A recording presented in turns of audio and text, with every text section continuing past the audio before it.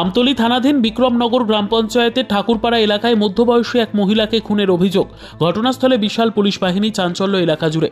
সংবাদে প্রকাশ, বিক্রমনগর গ্রাম পঞ্চায়েতের ঠাকুরপাড়া এলাকার শ্যামল দাসের স্ত্রী স্বপ্না দাসকে খুন করার অভিযোগ উঠেছে। শ্যামল দাসের বাড়ির পাশেই পরিত্যক্ত জঙ্গলে স্বপ্না দাসের মৃতদেহ পড়ে থাকতে দেখা গেছে। সারা শরীরে ধারালো অস্ত্রের আঘাতও রয়েছে। পুলিশের প্রাথমিক ধারণা, খুন করে পরিত্যক্ত জঙ্গলে ফেলে দেওয়া হয়েছে। আমতলী থানায় এ বিষয়ে খুনের মামলা গ্রহণ করে তদন্ত শুরু করেছে পুলিশ।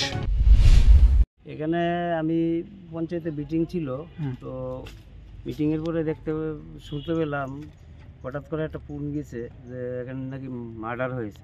আচ্ছা, তো এরিয়াটা কোন জায়গা?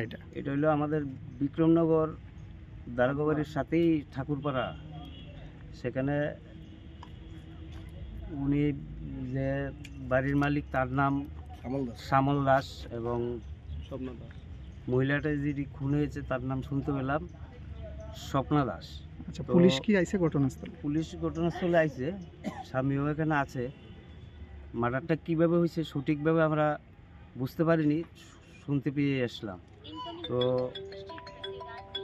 এটি একটি মর্মান্তিক ঘটনা। তো সবাই, এলাকার সবাই এসছে, তারপর পুলিশ এসছে।